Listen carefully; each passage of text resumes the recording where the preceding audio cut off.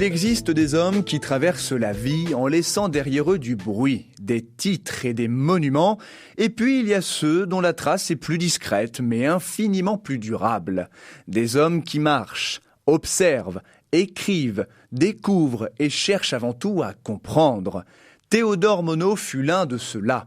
Naturaliste, explorateur, scientifique, écrivain, penseur engagé, mais surtout un homme de foi, dont l'œuvre se compte aussi bien en kilomètres parcourus, en espèces décrites et en pages rédigées.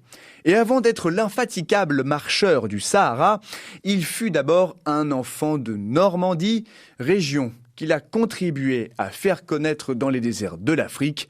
C'est l'histoire que je vous propose de redécouvrir à travers ce nouvel épisode d'Histoire de Normand.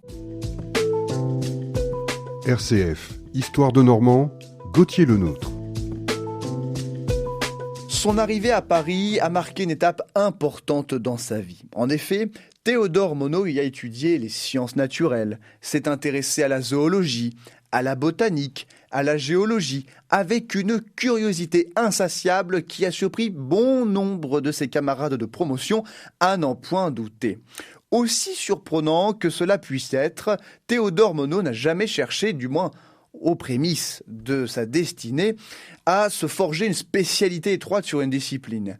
Il a préféré étudier bon nombre de disciplines diverses et variées pour se forger une opinion, une connaissance transversale propice à la publication de travaux permettant de léguer un héritage global, riche, encore une fois. Tout a commencé véritablement pour lui en 1918, alors qu'il était âgé de 16 ans. C'est certes le déclenchement de la Première Guerre mondiale, mais pour Théodore Monod, c'est surtout l'année de fondation de sa société d'histoire naturelle avec 4 camarades, 4 confrères adhérents, dont un certain André Gide, pour publier des bulletins et enrichir la connaissance des lecteurs, ce qui démontre encore une fois la précocité de notre Normand qui a été capable de publier des travaux fruits de recherches pointues sur des sujets techniques bien éloignés des préoccupations, on imagine, de la majorité de ses camarades de promotion. Quoi qu'il en soit, Théodore Monod a fait preuve de volontarisme, de passion, ce qui l'a conduit à se faire repérer par les représentants d'une illustre institution, le Muséum national d'histoire naturelle, et au bout du compte, quelques années plus tard, avec les diplômes en poche, d'intégrer ce muséum très jeune, donc en 1922. Là, au sein du Muséum national d'histoire naturelle, Théodore Monod fit enfin le choix de se spécialiser dans 2 disciplines, la zoologie et la biologie marine. C'est ainsi que, au fur et à mesure de ses travaux, sur lesquels il fut mobilisé, un appel se fit ressentir de manière de plus en plus pressante. Cet appel, c'est l'appel de l'Afrique, c'est l'appel de la Mauritanie, de manière générale du Sahara, de découvrir cette terre, d'effectuer des recherches scientifiques sur cette contrée très peu connue d'un point de vue scientifique, intellectuel, de biologie, de zoologie, bref, vous avez compris, de la discipline scientifique. C'est alors que, œuvre de la Providence, hasard du destin, chacun d'entre vous, vous ferez votre opinion, Théodore Monod fut affecté pour sa première grande mission en Mauritanie. Et c'est ainsi que la destinée put s'écrire, put s'accomplir. Notre Normand a passé plus de 60 ans à parcourir le Sahara. Parfois à pied, parfois à dos de chameau, vous savez, avec ces fameuses méharées, ces groupements d'individus qui parcourent un territoire à dos de chameau, encore une fois. Pour être plus précis encore, plus précis, de 1927, début de sa première mission, jusqu'à 1998, son dernier souffle, il a mené pas moins de 124 voyages et d'innombrables missions d'exploration dans le Sahara et dans le monde entier. Il y eut la Mauritanie, encore une fois, son pays de cœur, le Mali, pays dans lequel il a conduit plusieurs missions à la recherche de fossiles, et notamment, ce fut l'un de ses sacerdoces, d'une météorite qui se serait écrasée dans ce pays.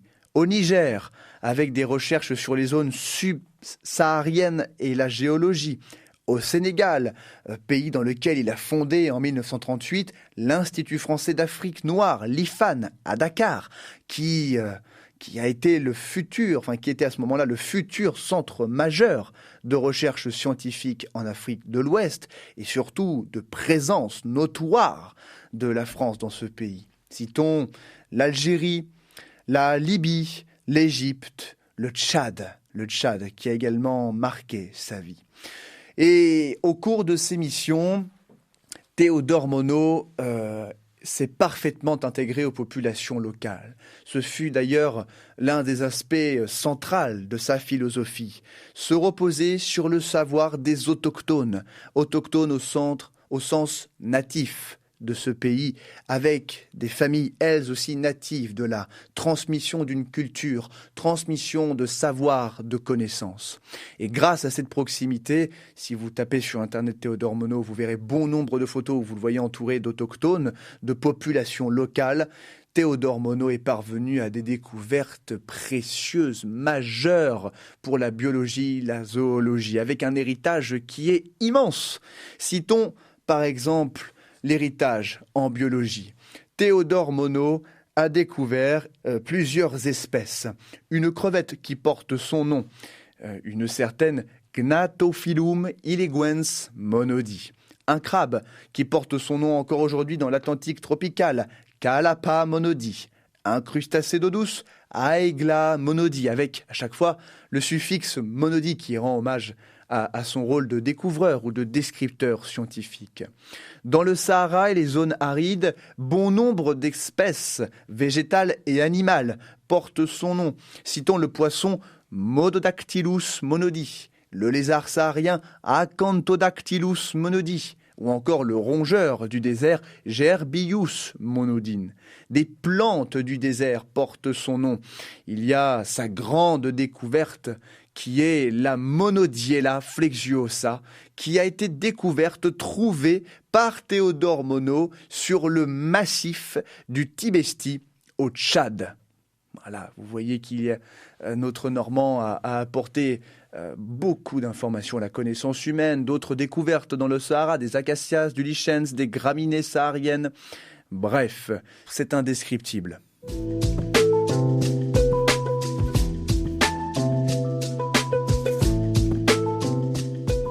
Son héritage est tellement indescriptible, important, majeur, que certains chiffres sont vertigineux. Retenez un chiffre vertigineux, 1200. 1200, c'est le nombre de publications de Théodore Monod dans des revues scientifiques, dans des ouvrages de vulgarisation, en passant par des essais philosophiques et spirituels. Je vais vous citer 3 titres de livres. Le premier, Méharé. Le deuxième, Le sel de la terre. Et enfin, au titre très évocateur, Et si l'aventure humaine devait échouer? Ces ouvrages témoignent de cette capacité rare à mêler science rigoureuse et réflexion éthique, en plaçant l'homme au cœur de son engagement.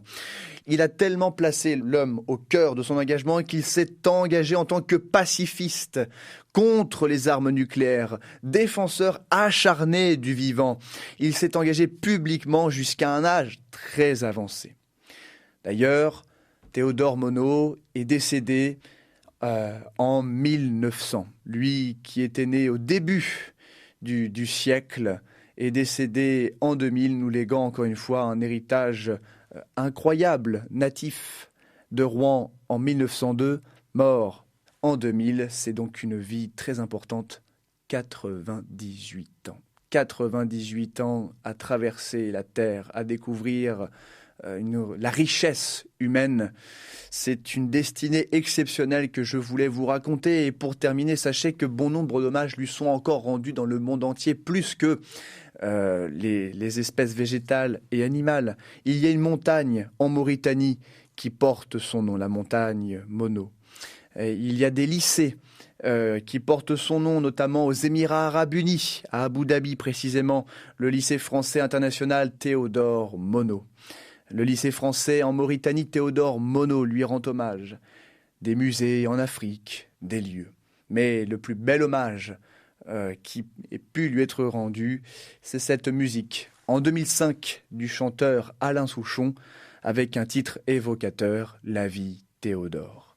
Ce Normand de naissance, explorateur par vocation, humaniste par conviction, nous montre, nous rappelle qu'il est possible de consacrer une vie entière à comprendre le monde sans jamais chercher à le dominer, sans jamais chercher à le détruire, mais plutôt à le préserver.